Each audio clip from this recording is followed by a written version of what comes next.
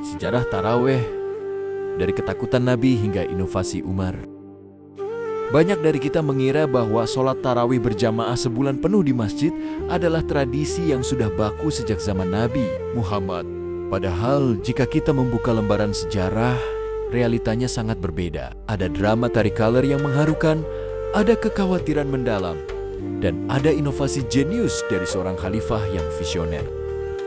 Mari kita mundur ke masa Rasulullah. Saat itu ibadah ini belum disebut taraweh, melainkan qiyam Ramadan atau sholat malam Ramadan. Suatu malam di bulan puasa, Nabi keluar ke masjid dan sholat sunnah sendirian. Beberapa sahabat yang melihatnya diam-diam ikut menjadi makmum di belakang beliau. Jumlahnya tidak banyak, hanya segelintir orang. Namun, berita itu menyebar cepat bagaikan api di padang ilalang. Semalam Nabi sholat berjamaah loh. Malam kedua, jamaah yang datang semakin banyak. Masjid mulai terasa hidup. Malam ketiga atau keempat, Masjid Nabawi sudah penuh sesak. Para sahabat berdesak-desakan, menunggu dengan antusias Nabi keluar dari kamarnya untuk memimpin sholat lagi. Mereka menunggu dan terus menunggu. Namun, pintu kamar Nabi tetap tertutup rapat. Malam semakin larut, sahabat mulai gelisah. Ada yang batuk-bituk kecil sebagai kode. Bahkan ada yang melempar kerikil kecil ke pintu beliau, mengira Nabi ketiduran. Tapi Nabi tetap tidak keluar hingga azan subuh berkumandang. Saat sholat subuh, usai Nabi membalikkan badan dan memberikan penjelasan yang membuat hati para sahabat bergetar. Aku tahu apa yang kalian lakukan semalam, tapi aku sengaja tidak keluar karena aku takut sholat ini akan diwajibkan atas kalian dan kalian tidak akan sanggup melaksanakannya. Hadis riwayat Bukhari dan Muslim.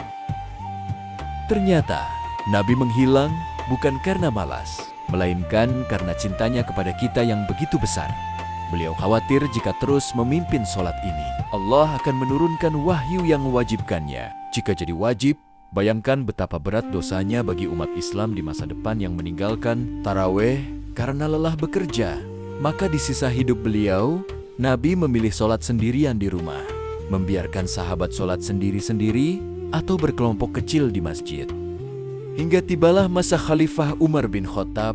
Suatu malam di bulan Ramadan tahun 14 Hijriah, Umar masuk ke masjid bersama sahabatnya. Ia melihat pemandangan yang berantakan itu. Jiwa kepemimpinannya terusik. Demi Allah, aku pikir kalau aku kumpulkan mereka di bawah pimpinan satu imam, itu akan lebih indah dan rapi, gumam Umar. Ide itu langsung dieksekusi.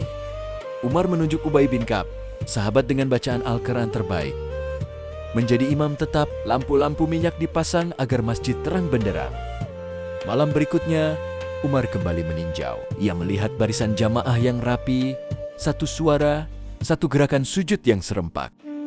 Umar tersenyum puas melihat keindahan persatuan itu, lalu mengucapkan kalimat legendarisnya.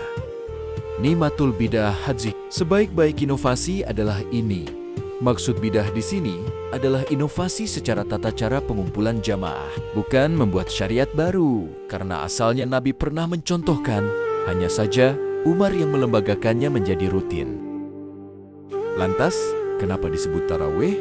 Asal katanya adalah tarwihah, yang artinya istirahat rehat sejenak. Dulu, sholat sahabat itu sangat panjang. Mereka membaca ratusan ayat dalam satu rakaat, hingga kaki bengkak dan harus bertumpu pada tongkat. Saking lelahnya, setiap selesai 4 rakaat 2 kali salam, mereka duduk istirahat dulu.